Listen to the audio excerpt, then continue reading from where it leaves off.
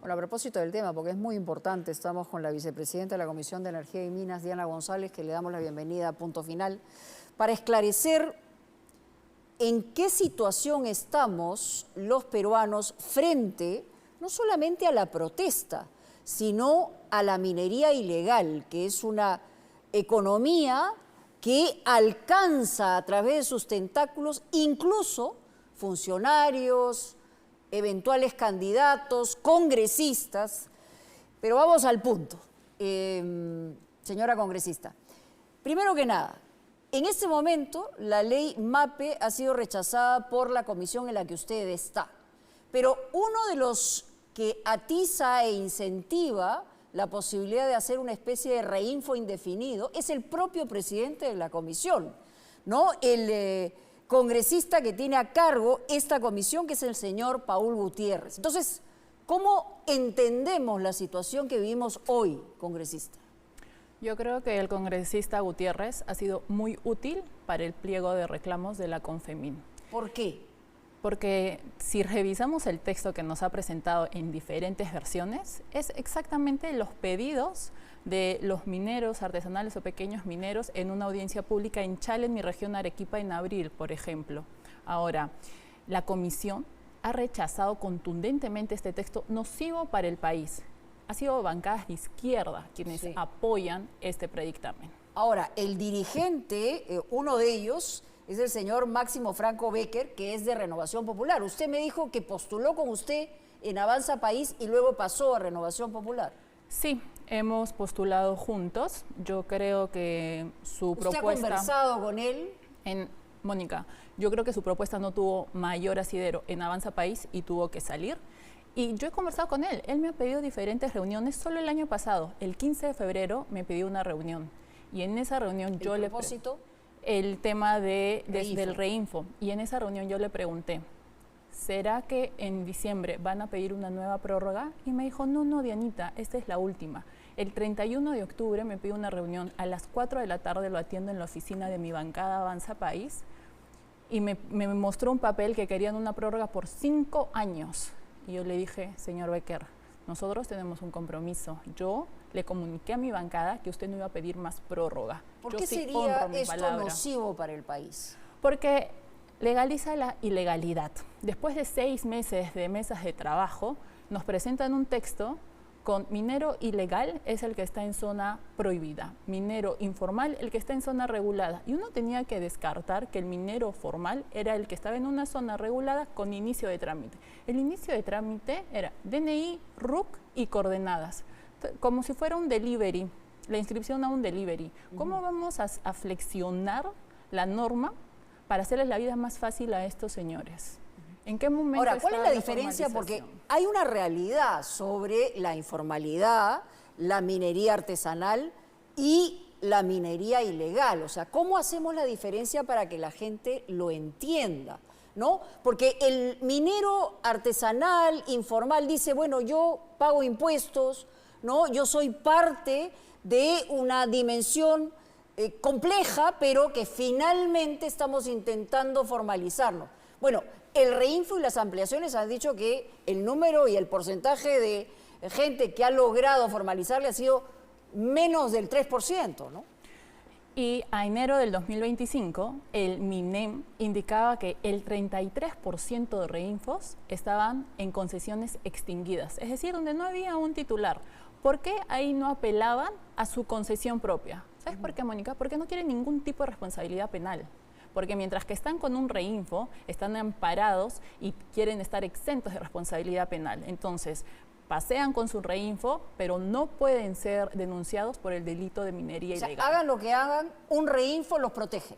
Y como ellos lo llaman, es su amparo legal y no podemos hablar mal del reinfo. Es un proceso eterno de formalización. Pero el gobierno ha dicho que solamente va a ampliar una vez más hasta diciembre. ¿Usted cree que el gobierno va a cumplir eso? ¿Que va a ser posible que después de una década donde se han, digamos, ampliado en varias oportunidades el reinfo, ¿no?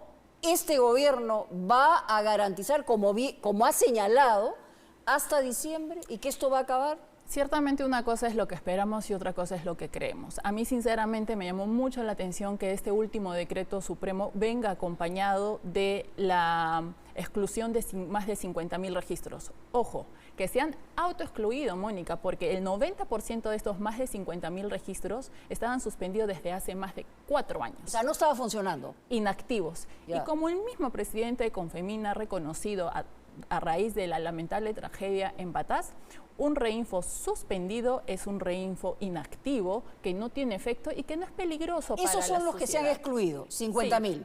Sí. Pero quedan 31.000. Más de 31.000 en carrera para lograr su formalización. Y es lo que señalan que se va a formalizar de aquí a diciembre. Ellos tienen hasta el 31 de diciembre.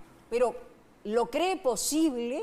Estamos hablando de 6 meses, lo que no se ha podido hacer en varios años. O sea, ¿es realista pensar que eso va a ser factible? Y yo entiendo ese punto, Mónica, porque si realmente no han tenido voluntad de formalizarse en 12 años, difícilmente lo hagan en 6 meses. Pero esto no ha sido es la última prórroga. Ellos sabían perfectamente desde el año pasado que se promulgó la norma que tenían 6 meses hasta junio y luego el Ejecutivo tenía una última prórroga de 6 meses. Han estado advertidos. Ellos mismos en sus redes sociales manifestaban, faltan 20 días, faltan 15 días, hay que activar los reinfos, hay que poner los reinfos activos.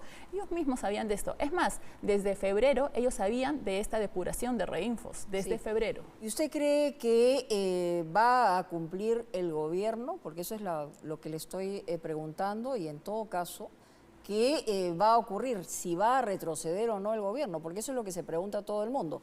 Hoy ha salido la presidenta a decir que no, han salido los ministros a señalar que esto no va a ocurrir, pero usted como congresista que ha seguido este tema, que está en la comisión, ¿cree que va a retroceder el gobierno o no? Yo sinceramente en un momento dudé con las paralizaciones de un retroceso. Pero en esto este puede decreto endurecerse, supremo. la paralización puede continuar, la protesta puede continuar, o estamos ya en un nivel que ha sido controlado por el gobierno. No, yo no dudo de la gran capacidad que tienen para convocar, para paralizar 9 puntos a nivel nacional, para tomar carreteras.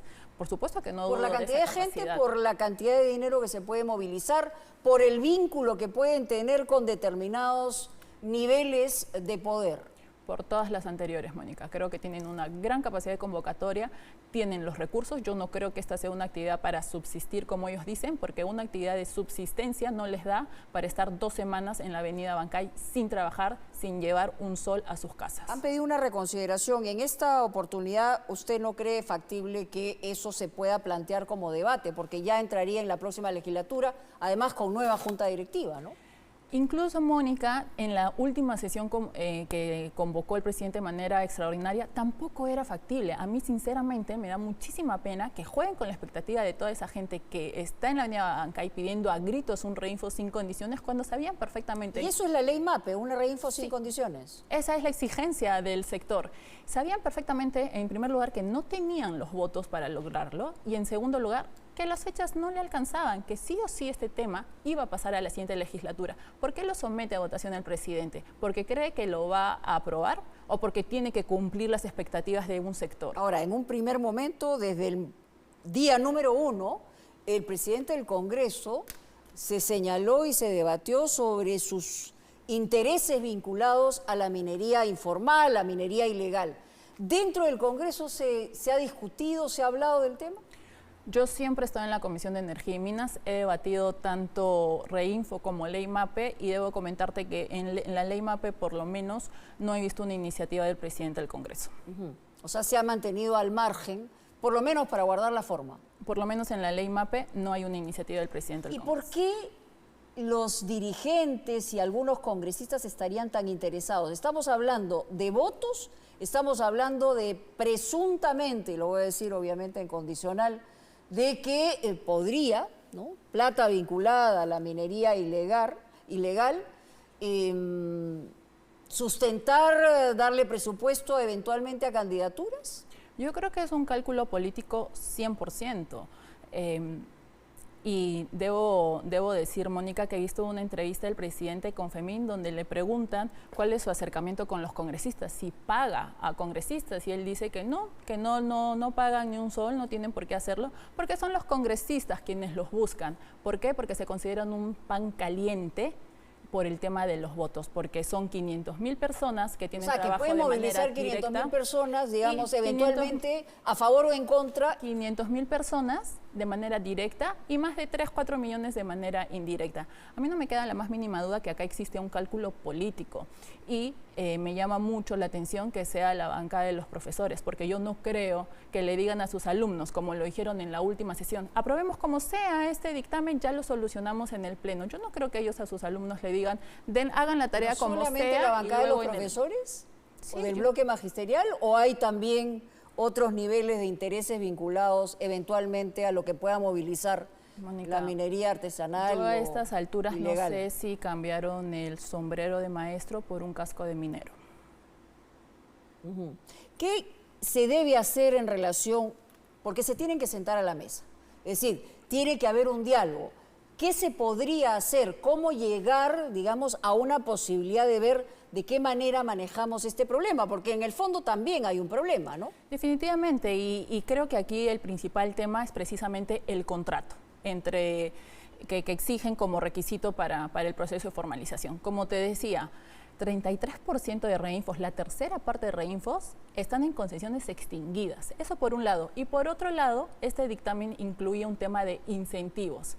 Pero este tema de incentivos tiene que ser dialogado con ambas partes, no solo con los pequeños mineros. ¿Quiénes deberían estar sentados en la mesa? A eso me refiero. La gran minería, la minería mediana, la pequeña y la artesanal. Ahora, ellos querían crear un nuevo estrato, minería tradicional, con solo 15 toneladas de producción. Hablan de minería artesanal, tradicional, ancestral.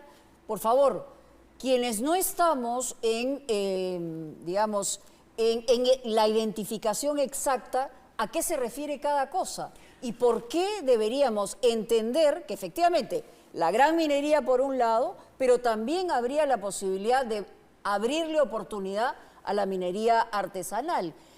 Los conceptos son los que no entiendo bien. Totalmente de acuerdo, Mónica. Y en ese sentido, todos tienen que estar sentados en la misma mesa. La minería artesanal actualmente son aquellos que producen 25 toneladas diarias. Personalmente creo que de artesanal no tiene nada, 25 toneladas diarias. Y una de las versiones de este predictamen los duplicaba 50. Obviamente eso fue retirado. Luego querían crear la minería tradicional que incluían las pallequeras, las seleccionadoras, aquellos mineros eventuales que se dedican a otras actividades, pero también colaboran en algún momento con los mineros para una minería tradicional hasta 15 toneladas. La tradicional y usted me dice después la ancestral. Y ancestral, pero las definiciones que el último dictamen recogen es minería, retiraron la minería tradicional del último y retiraron las 50 toneladas de la minería artesanal. ¿Y con qué nos quedamos?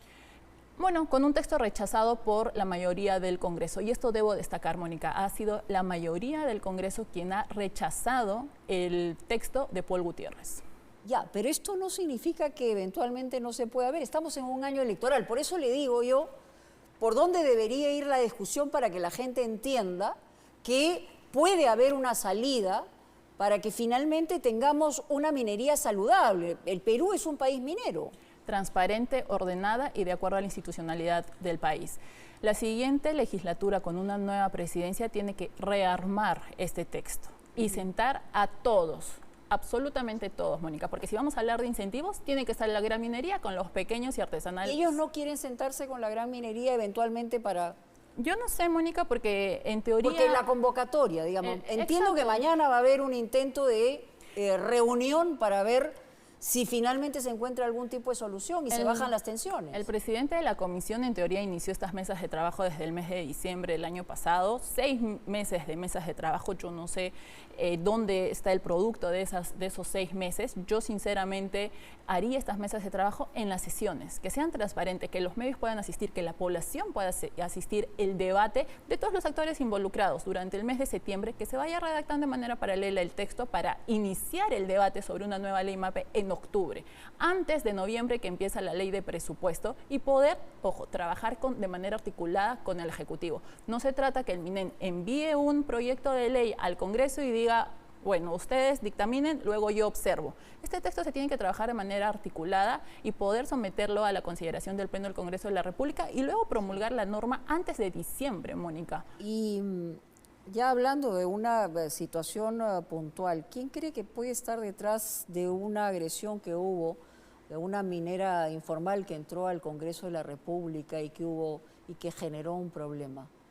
Yo creo que la presidencia de la comisión. Son ellos finalmente quien tienen la discrecionalidad de la agenda de los temas a tratar y de los invitados. ¿Quién es esta señorita que dice venir de Patás, Susan León? Dice. Yo no la conozco. Yo la he visto ese día en la ¿Usted ha enfrentado sesión. al presidente de la comisión? En Sí. más de una oportunidad, imagino, no solamente por este tema, porque me imagino que para él usted debe ser una piedra en el zapato. Y lo soy. De hecho, debatiendo técnicamente, por supuesto, ¿no?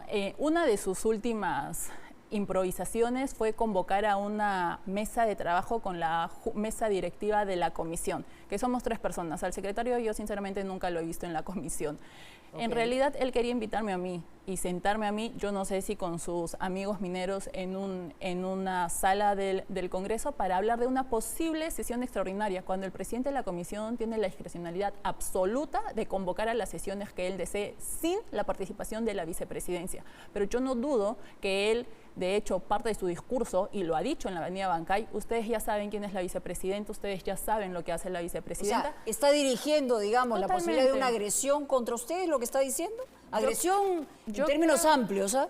Y yo creo que se ha incitado a la violencia de todas maneras con este tema, definitivamente. ¿Usted se ha sentido afectada en ese sentido? Sí, Mónica. ¿Tiene miedo? Bueno, no he dejado de debatir este tema en la comisión, por más que en algunos momentos haya estado sola debatiendo con absolutamente todos ellos. Y te decía, me llamaba mucho la atención porque en diferentes momentos se hablaba del reglamento, de la Constitución, pero yo no veo esa misma coherencia cuando, por ejemplo, citan a una sesión extraordinaria ya finalizada la legislatura, envían primero una agenda, menos de 24 horas cambian la agenda, incluyen el debate y la votación del texto. Ahí no se respeta el reglamento. Ahí no los escuchaba pidiendo el respeto al reglamento. ¿Cree que, teniendo en cuenta que vienen festividades, los chicos salen, digamos, de vacaciones, la gente va a comenzar a viajar, ya hemos tenido en alguna oportunidad anteriormente, por ejemplo, en Semana Santa, bloqueos, se ha exacerbado el ambiente, hace poco se han bloqueado 5 puntos del país.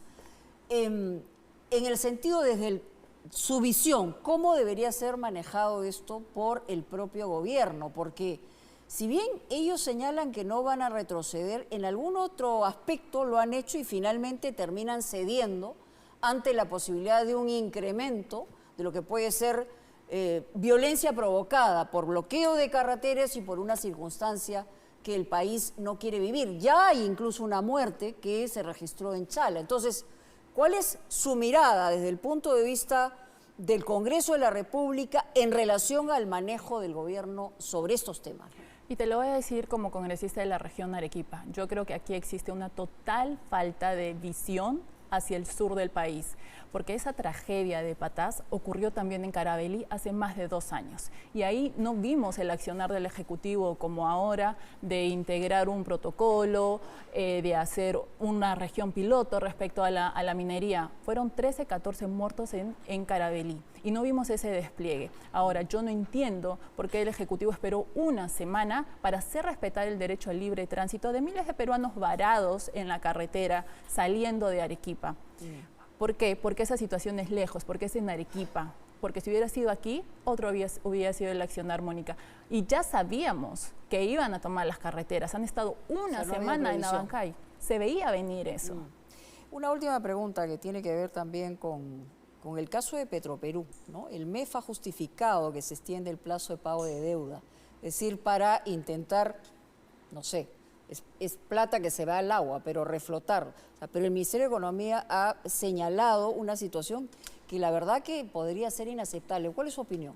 Yo siempre he estado en contra de ese tema, también lo hemos discutido en la comisión y me llama mucho la atención la planificación y dirección estratégica del Ejecutivo porque ¿No debe ser salvado Petroperú?